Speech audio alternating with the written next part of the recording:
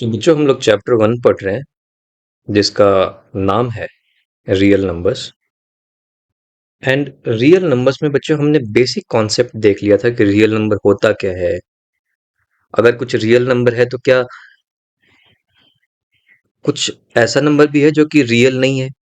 तो हाँ, पता चला कि जी ऐसा नंबर भी है जिसको बोलते हैं इमेजिनरी नंबर। फिर हमने देखा कि पूरा का पूरा स्ट्रक्चर देखा कि अच्छा चलो सारे स्ट्रक्चर देख लेते हैं कि किस किस तरीके के नंबर होते हैं। बहुत ही अच्छे तरीके से हमने समझने की कोशिश की। जैसे आपके स्कूल में हाउस होते हैं, आपके स्कूल में सेक्शंस होते हैं, इस सेक्शन के स्टूडेंट, इस हाउस के स्टूडेंट। तो हमें पता रहता है ना कि इस हाउस में ये सारे बच्चे हैं। वैसे ही अगर मैं कल को बोल दूं कि रियल नंबर्स, ये देखो जो हमने पिछले क्लास में पढ़ा था, तो रियल नंबर्स में ये सारे numbers, rational number, irrational number मिला करके सारे नंबर्स हैं। फिर हमने अलग अलग क्लासेस में बांट दिए। हमने बोला कि अच्छा रैशनल नंबर अलग बोलेंगे, इरेशनल नंबर इनको एक अलग कर देते हैं। फिर रैशनल नंबर के अंदर भी इंटीजर्स होंगे, नॉन इंटीजर्स होंगे। इंटीजर्स के अंदर भी इवन एंड ऑड इंटीजर्स। फिर इसके अंदर नेचुरल नंबर्स, फिर होल नंबर्स, इसी के अंदर प्राइम नंबर्स, इसी के अंदर कंपोजिट नंबर। तो ये सब जानना क्यों जरूरी है? क्योंकि कोई इसमें रटने वाली बात नहीं है। ये तो वैसी बात हो गई कि हमें पहले नाम तो पता हो कि किसको क्या बुलाते हैं। अब आप स्कूल में हो और आपको पता ही नहीं है कौन से हाउस हैं, कौन से सेक्शन है, उसके अंदर कौन कौन से बच्चे हैं, या आपके खुद के क्लास के ही उनका नाम ना पता हो, तो आप नहीं कर पाएंगे ना। कैसे किसी को बुलाएंगे? उसी तरीके से कल को मैंने बोल दिया होल नंबर, तो आपको पता होना चाहिए कि होल नंबर मतलब सिंपल 0, 1, 2, 3, 4 से लेकर के इन्फिनिटी तक, जीरो से स्टार्ट होगा। कल को मैंने बोल दिया जी इवन नंबर, तो पता है जो 2 से डिवाइड होगा। तो सारे इंटीजर्स जैसे -4 ये भी इवन है, -6 इवन है, 90 इवन है, सब 2 से डिवाइड हो जाता है। प्राइम नंबर क्या होता है, कंपोजिट नंबर क्या होता है, तो ये सारी चीजें आपको दिमाग में होनी चाहिए। बस इसका नाम पता होना चाहिए कि होता क्या है। इसमें कोई मैथमेटिक्स है ही नहीं अभी तक। तो आज की क्लास में बच्चों, तो ये था एक तरीके से रिकैप कि हमने क्या पढ़ा है फर्स्ट क्लास में। आज की क्लास में मैं आपको कुछ 2-3 बातें बताऊंगा उसी रियल नंबर के से रिलेटेड। तो बातें ये है कि पहला चीज जिसको थ्योरम के तरीके से जाना जाता है, इसको बोलते हैं fundamental theorem of arithmetic. So basically कुछ नहीं है, ये कि कोई भी कंपोजिट नंबर ले लो। ठीक, तो कंपोजिट नंबर क्या होते हैं बताता हूं।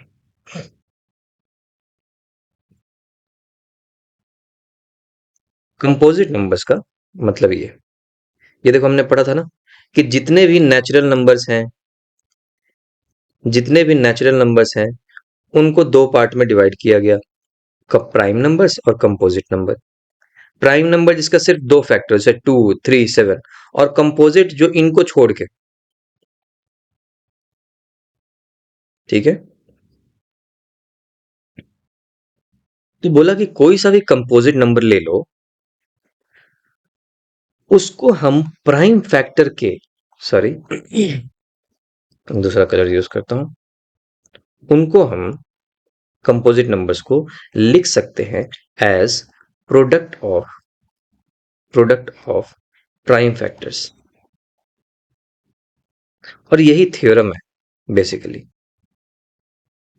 तो कोई बहुत बड़ी चीज है नहीं वैसे, ये तो ऑलरेडी तुम करते आए हो। तुमने अभी तक जो प्राइम फैक्टराइजेशन किया है वो क्या करते थे तुम? जैसे फॉर एग्जांपल कोई भी एक कंपोजिट नंबर ले लेते हैं, 10 ले लिया, और भी बड़ा वाला ले लेते हैं, लेट्स से 26 कर लें। ओके, या 36 कर लेते हैं, ठीक है जी। इसका प्राइम फैक्टराइजेशन निकालना है। कैसे निकालते हो? 2 से डिवाइड होगा 18, फिर 2 से डिवाइड करेंगे 9, फिर 3 से डिवाइड करेंगे 3, फिर 3 से डिवाइड करेंगे, लास्ट में 1 आ गया। तो हम क्या लिखते हैं? 36 is equal to 2 into 2 into 3 into 3। ये क्या हुआ? ये प्राइम फैक्टराइजेशन बेसिकली तुम ये कर रहे हो कि पहली बात तो कि तुमने फैक्टराइजेशन कर दिया, और फैक्टराइजेशन का मतलब होता है मल्टीप्लीकेशन के टर्म्स में तोड़ देना किसी को, फैक्टर निकाल देना। सो 36 के फैक्टर्स है, 2 फैक्टर है, ये फैक्टर है, ये भी 3 ये सब फैक्टर है 33 का। और देखो 33 को कैसे लिख दिया गया? मल्टीप्लीकेशन के फॉर्म में। तो बेसिकली फैक्टराइज कर दिया गया, इसको बोलते हैं फैक्टराइज कर देना। किसी भी चीज को मल्टीप्लीकेशन के फॉर्म में लिख देना मतलब फैक्टराइज कर देना। ओके। दूसरी चीज कि जो ये फैक्टर्स हैं बच्चों, ये सारे तुम देखोगे तो प्राइम नंबर्स है। 2 प्राइम नंबर है। क्यों? 2 सिर्फ 2 से डिवाइड हो सकता है, या तो 2 1 से डिवाइड हो सकता है, इसके अलावा किसी से डिवाइड ही नहीं होगा, इसलिए 2 प्राइम नंबर है। 3 3 भी जो 3 से डिवाइड हो सकता है, या तो 3 1 से डिवाइड हो सकता है, इसलिए 3 भी प्राइम नंबर है। इसलिए इसको कहा जाता है प्राइम फैक्टराइजेशन, क्योंकि तुमने इसको जो फैक्टर किया है, ये प्राइम नंबर्स के मल्टीप्लिकेशन में कर दिया इसको। यस। तो वही एक थ्योरम कह रहा है, ये कह रहा है कि कोई भी अगर कंपोजिट नंबर ले लिया जाए तो उसको लिखा जा सकता है as product of prime factors. देखो लिखा गया, ये 36 एक कंपोजिट नंबर था जिसको हमने लिख दिया as product of prime factors. 2 into 2 3 into 3 ये सब प्रोडक्ट ऑफ प्राइम फैक्टर्स है। हाँ, लेकिन ये साथ ही साथ ये बोल रहा है कि product of prime factor and this factorization is unique apart from the order in which prime factor occurs. So ये मतलब नहीं है कि किस ऑर्डर में, जैसे इसी चीज को ऐसे भी लिखा जा सकता है 3 इंटू 2 इंटू 2 इंटू 3। देखो ऑर्डर अलग हो गया ना, ये 2 इंटू 2 इंटू 3 इंटू 3 था, ये 3 इंटू 2 इंटू 2 इंटू 3 है, लेकिन बात दोनों बराबर है, दोनों 36 है। सो ये मतलब नहीं, apart from the order in which prime factor occurs, किस ऑर्डर में ऑकर करते हैं वो अगर छोड़ दिया जाए, तो ये इसका जो फैक्टराइजेशन है वो एक यूनिक है। यूनिक मतलब कि इसमें 2 2 आएगा और 2 3 भी आएगा मल्टीप्लीकेशन में, ये यूनिकनेस है, और ये इसके प्राइम फैक्टर्स है। क्लियर हो गया? इसी चीज को ऐसे भी लिखा जा सकता है 2 to the power 2 into 3 to the power. तो बेसिकली तुम कोई सा भी कंपोजिट नंबर उठा लो, और याद रहे कंपोजिट नंबर क्या है? कंपोजिट नंबर वो सारे नेचुरल नंबर्स हैं। ठीक है, तो इस तरीके का नंबर की बात नहीं हो रही 3.5, है ना। ऑल्दो इसके भी फैक्टराइजेशन हम कर सकते हैं, बट ये बात कर रहे हैं कंपोजिट नंबर की। तो जैसे कंपोजिट नंबर में तुम कोई एक और कंपोजिट नंबर लेकर के देखो। फॉर एग्जाम्पल हम 50 ले लें, 50 का प्राइम फैक्टराइजेशन निकालो। देखो 2 25, फिर 5 5 जा 25, फिर 5 से किए, लास्ट में 1 आ गया, लास्ट में 1 आ गया मतलब प्राइम फैक्टराइजेशन हो गया। तो मैं 50 को लिख सकता हूं 2 इंटू 5 इंटू 5। अब 5 क्या है? देखो प्राइम फैक्टर है, सॉरी प्राइम नंबर है। 2 क्या है? प्राइम नंबर है। ये 5 प्राइम नंबर है। तो इस 50 को लिख दिया गया एज प्राइम नंबर्स के मल्टीप्लीकेशन के फॉर्म में, यूं कहें तो प्राइम फैक्टराइजेशन में।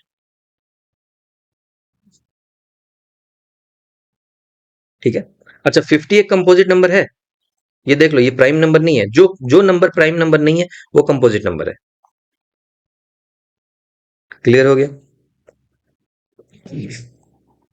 ओके। तो बेसिकली कोई बड़ी बात नहीं है, हम ऑलरेडी करते आए हैं। जस्ट ये बात थी कि हमें पता नहीं था कि इसी चीज को प्राइम फैक्टराइजेशन निकालने को ही जो है फंडामेंटल थ्योरम ऑफ अरिथमेटिक कहा जाता है। ये बस पता नहीं था, और यही बस मैंने बता दिया। कोई बड़ी बात नहीं सीखी। ओके। प्राइम फैक्टराइजेशन आप लोगों को आता ही होगा। आ जाओ। तो ये चीज हमने देख ली बच्चों। अच्छा कुछ और बात इस लेक्चर में मैं आपको बताना चाहता हूं रिगार्डिंग एलसीएम एंड एचसीएफ। ठीक। तो पहले एक बार बेसिक देख लेते हैं कि एलसीएम और एचसीएफ निकालते कैसे हैं। थोड़ी देर के लिए। और फिर वो जब बेसिक देख लेंगे ना, फिर मैं आपको एक बहुत मजेदार बात बताने वाला हूँ, जो कि शायद आपने पुराने क्लासेस में नहीं पढ़ा होगा। वो ये है, अच्छा एलसीएम मतलब, पहले लिख लेते हैं। एलसीएम का मतलब होता है लोएस्ट कॉमन मल्टीपल। ठीक, तो नाम में ही सब कुछ छुपा है। एचसीएफ का मतलब होता है हाईएस्ट कॉमन फैक्टर। ठीक, ओके। एलसीएम एचसीएफ हमेशा दो या दो से ज्यादा नंबर का निकलता है। ठीक है, अभी हम दो नंबर लेके चल रहे हैं। मान लिया जाए कि मेरे पास एक नंबर है 8, दूसरा नंबर है 10। मुझे बता सकते हो कि इसका एलसीएम कितना होगा और एचसीएफ कितना होगा? दूसरा नंबर 10 यहां पे लिख देते हैं, जो भी तुमने अभी तक सीखा है उसके हिसाब से। तो हाँ, हमने ये देखा है कि अगर मुझे एलसीएम और एचसीएफ निकालना है, तो सबसे पहले हम एक बार प्राइम फैक्टराइज कर लेते हैं। तो 8 का प्राइम फैक्टराइजेशन मुझे पता है, 2 × 2 × 2। 10 के लिए 2 × 5। कैसे वो करोगे प्राइम फैक्टराइजेशन, तो यही आएगा, है ना? ओके। अब मुझे क्या निकालना है? मुझे निकालना है, सबसे पहले एचसीएफ की बात कर ले, चलो एलसीएम की बात करते हैं। लोएस्ट कॉमन मल्टीपल, मतलब एक ऐसा नंबर ढूंढना है मुझे जो कि मुझे नहीं पता है। ठीक है, जो 8 से भी मल्टीप्लाई हो जाता हो और 10 से भी हो जाता हो। वही होता है लोएस्ट कॉमन मल्टीपल। लोएस्ट मतलब सबसे कम। जैसे मान लो कि अगर मैं 80 बोल देता, देखो जरा सोचो, 80 बोल देता, तो 80 क्या है? ये 8 से भी मल्टीप्लाई हो जाएगा, 10 से भी मल्टीप्लाई हो जाएगा। तो ये कॉमन मल्टीपल तो है, मतलब 10 से भी मल्टीप्लाई हो जाएगा, मतलब 10 के मल्टीपल में आता है ना 80। 10 × 8 80 आ गया, 8 × 10 ये भी 80 आ गया। तो ये कॉमन मल्टीपल तो है, ये 8 और 10 का कॉमन मल्टीपल है, लेकिन ये लोवेस्ट नहीं है बच्चों। राइट, लोवेस्ट नहीं है। क्यों? क्योंकि मैं एक और बता देता हूं। मान लो 40, मैं बोल दूं 40, तो देखो, 10 5 जा, सॉरी 10 4 जा 40, और 8 5 जा 40। तो 40 भी एक मल्टीपल है, कॉमन मल्टीपल है। तो हमें ऐसा मल्टीपल ढूंढना है, कॉमन मल्टीपल, जो कि लोवेस्ट हो, और वही होता है एलसीएम। अगर तुम कोई भी तरीका ना जानते हो और किसी भी तरीके से अपने दिमाग से ही, दिमाग लगा करके ही सोच लिया और ऐसा नंबर ढूंढ लिया, तो तुमने एलसीएम निकाल लिया। जैसे अभी हमने दिमाग लगा के कर लिया, हमने बोला 80 तो होगा ही, 40 भी तो होगा, और 40 ही एलसीएम आएगा भी, देखेंगे अभी हम लोग। तो पॉइंट इज कि पहली बात तो ये है कि क्या हम एलसीएम का मतलब समझते हैं? मतलब तो सिंपल है जी, उसके इसी चीज में ही छुपा है, लोवेस्ट कॉमन मल्टीपल। ऐसा नंबर ढूंढा जाए जो कि 10 का मल्टीपल भी हो और 8 का मल्टीपल भी हो, लेकिन शर्त बस इतनी है कि वो लोवेस्ट नंबर, मतलब उसके उससे नीचे कोई ऐसा नंबर ना मिले जो दोनों का मल्टीपल हो। ठीक, तो एक तो है अपना दिमाग लगाएं। दूसरा तरीका भी है। तरीका ये है कि जब भी हमें एलसीएम चाहिए होता है ना, तो हम क्या करते हैं कि देखो, ये हमने दिमाग से अभी लिखा था, है ना? तो हम क्या करते हैं कि इन दोनों के फैक्टर्स में देखो कॉमन क्या क्या है। 2 × 5, 2 लिखा हुआ है, 5 लिखा हुआ है। ठीक है, अच्छा यहां पे मैं देख पा रहा हूं 2 × 2 × 2 है। ठीक, कॉमन वाला क्या है? एक 2 कॉमन मिल गया, तो लिख लो 2। जितना भी कॉमन वाला है उसको एक बार लिखना है। 2, ये 2 कॉमन था, तो मैंने एक बार लिख दिया। ठीक, इंटू। अब मुझे कुछ कॉमन मिल रहा है क्या? नहीं, यहां पे 2 है तो मैं लिखूंगा 2।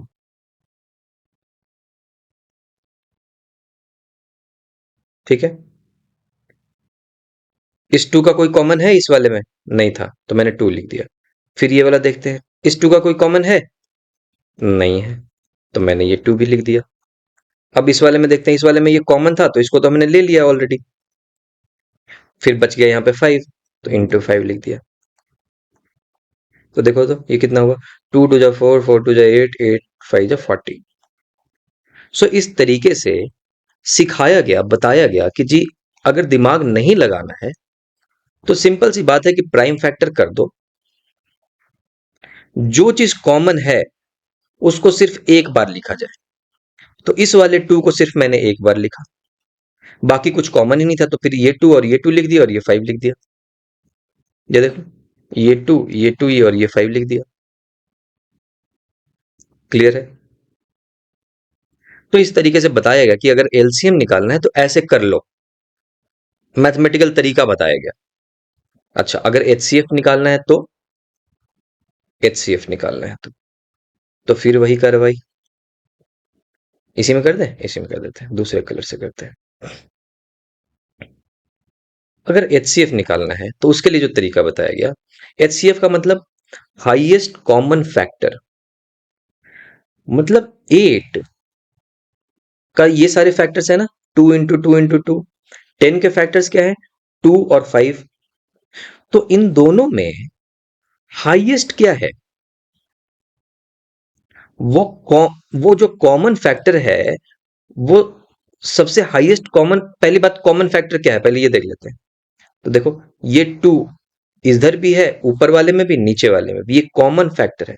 मतलब 2 तो फैक्टर 8 का है ही, 2 फैक्टर है 10 का भी, तो इसलिए हम इसको बोल सकते हैं common factor. Okay, common factor है, बढ़िया। और कोई कॉमन फैक्टर भी तो हो सकता था, लेकिन इसमें नहीं है इत्तेफाकन से। 2 है, यहाँ पे 5 है, यहाँ पे 2 है और कुछ नहीं है। तो बेसिकली यही है इसका एचसीएफ हाईएस्ट।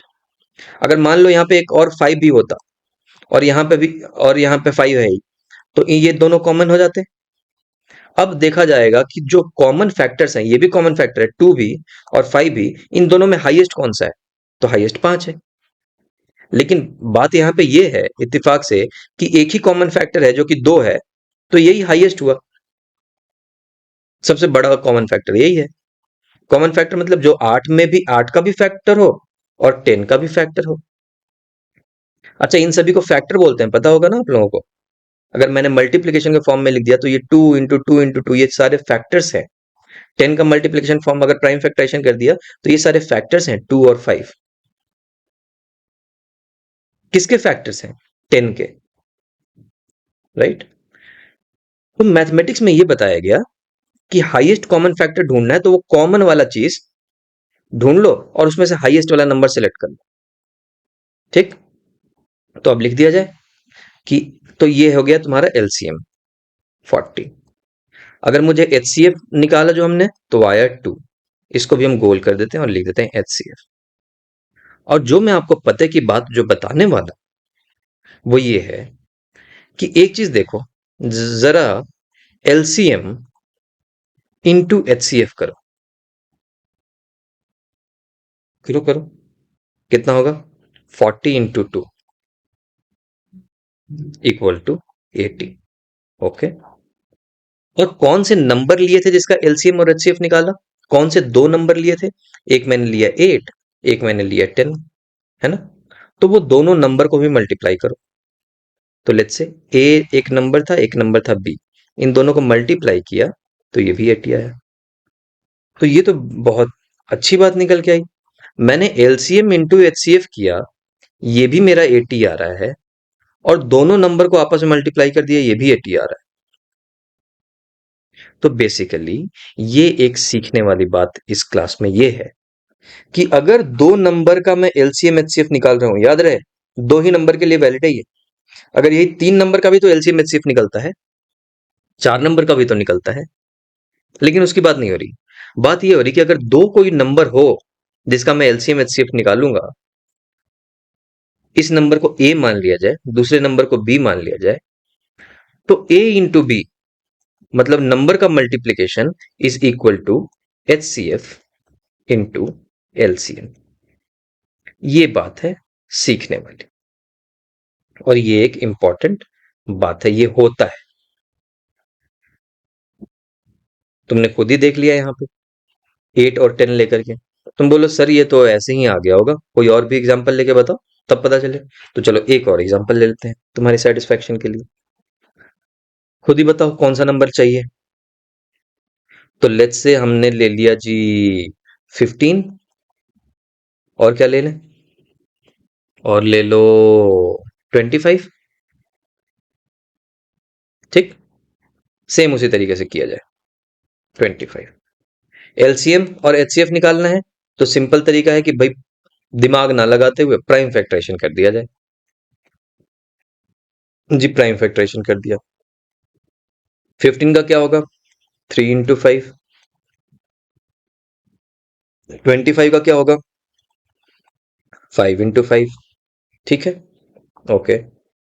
अब देखते हैं, अब मुझे अगर एलसीएम चाहिए, तो एलसीएम क्या होगा, lowest common multiple. Lowest common multiple के लिए जो भी कॉमन वाला है उसको सिर्फ एक बार लिखना, तो पहले कॉमन हम गोल कर लेते हैं, ये कॉमन दोनों में। ठीक, तो एलसीएम के लिए कॉमन को सिर्फ एक बार लिखो, तो ये जो कॉमन वाला 5 था वो लिख दिया, बाकी सारे लिख दो। 3 बचा, 3 लिख दिया, इंटू यहाँ पे 5 बचा, ये मैंने 5 लिख दिया। तो एलसीएम मेरा निकल गया कितना, 5 5 जा 25, 25 3 जा 75, 75 निकल गया। Okay, what about HCF. HCF में कोई टेंशन नहीं है, जो कॉमन है उसको देखो, तो कॉमन एक 5 ही है, तो 5 लिख दिया जाए, दोनों निकल चुके हैं। अब देखो 15 इंटू 25 कर दो। ठीक, ये मैंने नंबर को मल्टीप्लाई कर दिया, क्या ये बराबर है 75 × 5 के। हाँ बराबर है, करके देख लो। और बिना मल्टीप्लीकेशन किए हुए कैसे बता सकते हैं बराबर है, ऐसे बता सकते हैं। 75 को मैं क्या लिख सकता हूँ, 25 × 3 × 5 इक्वल टू, देखो 25 × 3 75 हो गया ना, और 3 और 5 को मल्टीप्लाई कर दो, इसको मैं लिख सकता हूँ 25 × 15। देखो बिना मल्टीप्लाई किए हुए मैंने पता कर लिया कि हाँ दोनों बराबर। ये भी है 15 × 25, ये भी है 15 × 25, ये 25 × 15, दोनों बात बराबर है। सो बेसिकली जो इस चैप्टर में हमने सीखा कि एलसीएम एचसीएफ कैसे निकालते हैं, वो आपने पहले भी सीखा होगा। थोड़ा सा हमने उसके ऊपर बेसिक ब्रशअप किया, समझने की कोशिश की कि उसका नाम क्यों है lowest common multiple, highest common factor, और अगर है तो उसको निकालें कैसे। ठीक है, ओके। दूसरी चीज, जब हमने निकाल लिया तो हमने देखा कि जी एलसीएम इंटू एचसीएफ होता है प्रोडक्ट ऑफ टू नंबर्स। याद रहे सिर्फ ये दो नंबर के केस के लिए ही वैलिड है। ठीक है बच्चों, सो अगले क्लास में कुछ आपके इस इन जो चीजें हमने अभी पढ़ी हैं इनसे रिलेटेड कुछ क्वेश्चंस हैं वो हम बनाएंगे, और फिर अगले, बहुत ज्यादा कुछ है नहीं आपको इसमें रियल नंबर वाले चैप्टर में, कुछ थोड़ा बहुत इरेशनल नंबर के बारे में बात करेंगे, और फिर इस चैप्टर को क्लोज कर लेंगे। ठीक है बच्चों, टेक केयर, गुड बाय।